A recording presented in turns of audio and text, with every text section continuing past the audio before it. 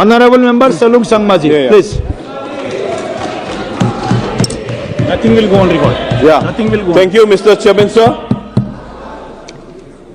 It was unfortunate during the budget presentation by the Finance Minister.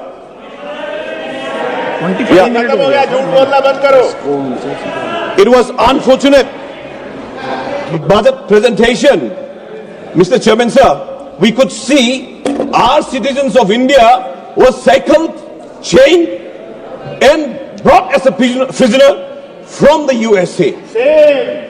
How do we expect that this budget will be so beautiful? We should learn from the past. They've been expressing their, praiseness about this budget and from the previous also. But how do we expect when thousands of Indians are being pushed back from the other country, chained and shackled? It's an shame for us. If the budget is so good, why our own citizens are fleeing from our own India to get a better job in the other countries? Is it not fair enough to see what are the actual issues that is happening within our country? Mr. Speaker, sir, Mr. Chairman, sir, External Affairs, he have given a statement in the Parliament. no, sir, I'm talking about the budget. No, sir. no, I'm no. coming to the budget. No. Because You this should- budget reflects. If the budget must- is so good, our You own must go to people. the statement also. Our Yes, own yes, people. go on, Yes, sir. please. Our own people would not have left, risk their life to, go other country illegally. Just imagine illegally going and then shackled and chained and then pushed back to our own country. See, imagine how and why they are risking their life, because we cannot provide them a good job, good employment, and good environment. So this is why they're running away from our country. There's a lots of questions asked by our parliamentarian, Mr. Chairman, sir. Do we have to take unflinching realism to take such answers? Mr. Chairman, sir, this government's methodology and the purpose of defining financial budget to planning futures seems to have drifted away steadily from the realism. The budget seems to have boxed in a dysfunctional manner, Mr. Chairman, sir. Therefore, I would like to focus in few areas. There was a saying, quote by our father of the nation: if we want to teach real peace in this world, we should start educating children. This is a famous quote by our father of the nation, Mahatma Gandhi. Now we talk about the education, Mr. Speaker, sir.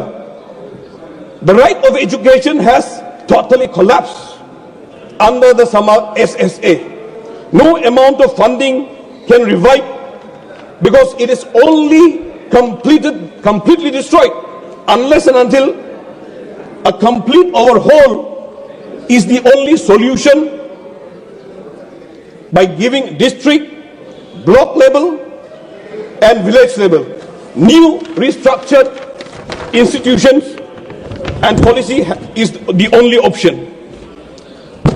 Mr. Chairman, sir, when we come to the Northeast region, however, 2025 budget does not reflect substantial increases in the allocation tailored specifically to the educational needs in the region. Northeast, including Meghalaya, Assam, Arunachal Pradesh, face a higher school dropout rates due to the socio-economic factors.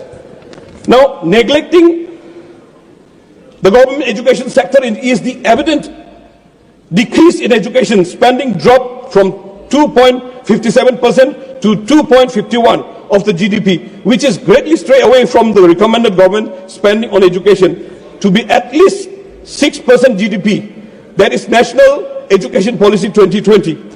Mr. Speaker, sir, Mr. Chairman, sir, now we have seen the budget fell short for addressing key problems despite announcing grand plans. If we fail to make announcement with the substantial fund, particularly areas such as agriculture, education and development and urban development.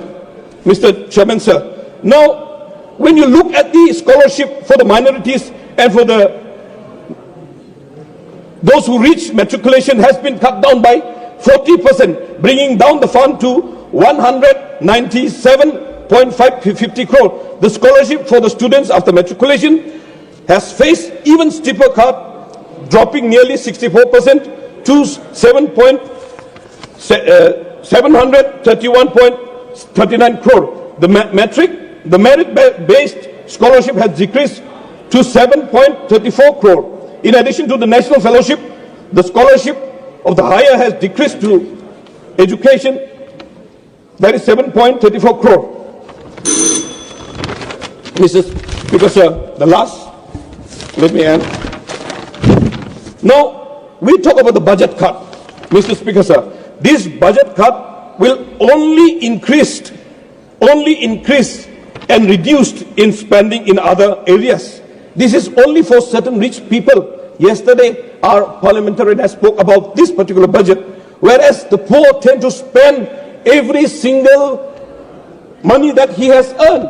Now, poor doesn't have a saving at all. So, MGNRGS and other sorts of wages and GST has not been compromised by this government, Mr. Speaker, sir, Mr. Chairman, sir. So, I would like to ask, if there is any chance, if they can amend this area where our poor people, where our BPL people can be looked into. With these few words, Mr. Speaker, Chairman, sir, I resume my seat. Thank you.